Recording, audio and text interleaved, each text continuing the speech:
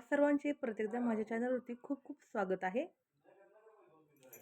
काल हे पुस्तक माझ्याकडे आलेलं आहे, म्हणजे हे पुस्तक मला आणून दिलेलं आहे. हे गर्भसंस्कारचं पुस्तक आहे आणि हे सरस्वतीद्वारा लिखित असं पुस्तक आहे. यामध्ये ना हे गर्भसंस्कार हे नाव उलटं दिसत आहे, कारण मी पुस्तक असं धरलेलं आहे म्हणून. पण ह्या पुस्तकामध्ये पण आहे ना खूप छान असं सांगितलेलं आहे, की गर्भसंस्कार म्हणजे नेमकं काय आणि आपण आपल्या बाळावरती गर्भसंस्कार करणे का गरजेचे आहे. तर ह्या पुस्तकामधल्या काही डिटेल्स जे आहेत ना, ते मी तुमच्यासोबत रोज थोड्या-थोड्याशा शेअर करणार आहे. रोज थोडं-थोडं हे पुस्तक मी वाचणार आहे. आज दिवसभर खूप कामाचा लोड होता.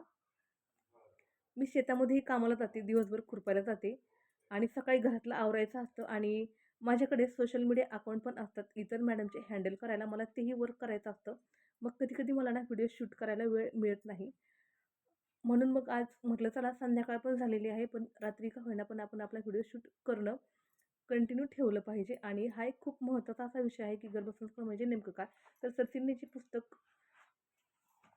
लिहिलेलं आहे किंवा जे पुस्तक सरसिंनी तयार केलेलं आहे, तर त्याच्यामध्ये त्यांनी खूप काही गोष्टी व्यवस्थित प्रकारे सांगितलेल्या आहेत. तर सर्वात महत्त्वाची गोष्ट त्यांनी सांगितली आहे, की आपल्या बाळाचे भविष्य आपल्याच हाताने लिहिण्याची संधी म्हणजे गर्भसंस्कार. आता ही एक लाईन गर्भसंस्कार म्हणजे काय हे समजण्यासाठी पुरेशी आहे असं मला वाटतं. अजून एकदा ही लाईन मी परत एकदा रिपीट करते. आपल्या बाळाचे भविष्य आपल्याच हाताने लिहिण्याची संधी म्हणजे गर्भसंस्कार. तर गर्भसंस्कार हे इतके महत्त्वाचे असतात, कारण आपण आपल्या येणाऱ्या बाळाचे भविष्य जे आहे ना, ते आपल्या हाताने लिहीत असतो. तर मग आपण यासाठी आपल्या हातांना किती क्रिएटिव्ह बनवायचं आहे किंवा किती समर्पक बनवायचं हे आपण आपलं ठरवायचं असतं आणि त्यानुसार आपण आपल्या बाळाला पोटामध्ये असतानाच डिझाईन करायचं असतं. खूप साऱ्या माता अशा असतात, की ज्यांना गर्भसंस्कार हा शब्द पण माहिती नाही. कारण मी ज्या ठिकाणी जाते किंवा मी ज्या महिलांमध्ये वावरते सध्या ना, तर खरंच त्या महिलांना गर्भसंस्कार करणे ही काळाची गरज आहे किंवा गर्भसंस्कार हा शब्दसुद्धा माहिती नाही. त्यात त्यांचा दोष नाही. कारण इकडे परिस्थितीच अशी आहे ना, की महिला खूप अशिक्षित आहेत. त्यांना ह्या गोष्टीची अवेअरनेस येऊ शकत नाही. तर कुठेतरी त्या YouTubeवरती सक्रिय असतात किंवा बाकीचं थोडंफार करत असतात. तर त्यांना थोडी-थोडी अवेअरनेस याबद्दल यावी. म्हणून हा गर्भसंस्कार चा जो कोर्स आहे ना, तो डिझाइन केलेला आहे. तर पूर्णपणे हा 9 महिन्याचा कोर्स आहे. मी नेहमी गर्भसंस्कारचे खूप सारे पुस्तकं फॉलो पण करते आणि माइंड डेव्हलपमेंटचे पण खूप सारे रेफरन्स किंवा खूप सारे प्रोग्राम अटेंड पण करते. तर माइंड डेव्हलपमेंटचा गर्भसंस्कार हा एक खूप मोठा भाग आहे. म्हणून सध्या तरी माझं काम यावरती खूप मोठ्या प्रमाणात चाललेलं आहे. मी जास्तीत जास्त माइंड माइंड डेव्हलपमेंटमधील जो गर्भसंस्कार पार्ट आहे ना, त्यावरती जास्त फोकस करते. तर आपल्याला ना आपल्या बाळाचं भवितव्य पोटात असतानाच लिहायचं असतं. अवेअरनेस आपल्याकडे जरी कमी असला तरी ज्या काही आपल्याकडे उपलब्ध संधी आहेत ना, त्यामधून पर्याय काढून आपल्याला आपला मार्ग जो आहे, जोपर्यंत आपल्याला मार्ग दिसत आहे ना, तोपर्यंत तरी पुढे जाणं गरजेचं आहे. माझ्याकडे एक गर्भसंस्कारचा परिपूर्ण असा कोर्स आहे, जो आपण फक्त आणि फक्त मोबाईल असला की व्यवस्थित प्रकारे तयार करू शकतो. तुमच्या ज्या काही शंका वगैरे असतील त्यासाठी एक वीकली वेबिनार घेतला जातो. जेव्हा तुम्ही कोर्सला एनरोल करता, तेव्हा तुम्हाला एक WhatsApp ग्रुपही जॉइन करून दिला जातो. त्या ग्रुपवरती रेग्युलरली काही मेसेजेस किंवा काही तुम्हाला ॲफर्मेशन्स किंवा काही तुम्हाला सूचना दिलेल्या असतात, ज्या तुम्ही फॉलो करायच्या असतात.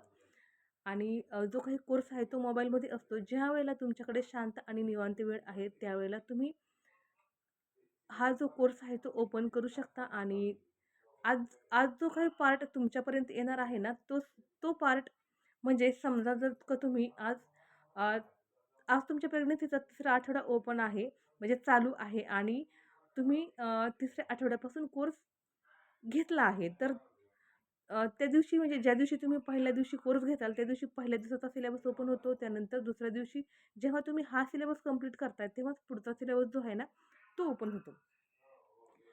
आणि एका आठवड्याला ना प्रेग्नन्सीमध्ये ना खूप महत्त्व राहतं. कारण बाळाचा एक पार्ट किंवा एक जी प्रोसेस आहे त्याची तयार होण्याची, ती साधारणपणे 1 वीकपर्यंत तरी चालते असं मानलं जातं. म्हणून हा जो कोर्स आहे ना, तो वीकली पद्धतीने डिझाइन केलेला आहे. की ह्या वीकमध्ये तुम्हाला हे अफर्मेशन्स वगैरे करायचे आहेत आणि वेबिनार पण आम्ही वीकलीच घेतो. कारण तोपर्यंत तुमच्या बाळाच्या प्रगतीची एक स्टेप कंप्लीट झालेली असते. मग ती शारीरिक प्रगती असो, आध्यात्मिक असो, मानसिक असो किंवा इतर कोणतीही असो. म्हणून मग तुम्हाला वीकली गाईडन्स जो आहे ना, तो प्रोव्हाईड केला जातो. वीकली तुम्हाला ॲफर्मेशन्स दिल्या जातात आणि सर्वात महत्त्वाचं म्हणजे तुम्ही जरी तुम्ही कोर्स नाही घेतला, काही प्रॉब्लेम नाही आहे. पण ज्या तुम्ही ॲफर्मेशन करताय, त्या ॲफर्मेशन तुम्ही फक्त आणि फक्त वर्तमान काळातच करा. ॲफर्मेशन ह्या बोलताना तरी त्या वर्तमान काळामध्ये असाव्यात आणि ते भविष्याशी रिलेटेड असाव्यात. त्यामध्ये भूतकाळाचा जास्त उल्लेख कुठे नसावा. तर ही खूप महत्त्वाची अशी टिप आहे. हे तुम्ही नीट लक्षात ठेवा आणि जर तुमची प्रेग्नन्सी पुढे गेली असेल, म्हणजेच तुमची प्रेग्नन्सी 21 आठवड्याच्या पुढे गेली असेल, तर मग तुम्ही जी संगीत थेरपी आहे, तिचा जास्तीत जास्त वापर करा. कारण 21व्या आठवड्यानंतर आपल्या बाळाला ना ध्वनी जो आहे किंवा आवाज जो आहे ना, तो ऐकू यायला लागतो. आपण बोललेला आवाज त्याच्यापर्यंत पोहोचतो. तर त्यावेळेला तुम्ही म्युझिक थेरपी किंवा संगीत थेरपी जी आहे ना, तिचा व्यवस्थित असा वापर करा. ज्याचा खूप चांगला परिणाम आपल्या बाळावरती होतो.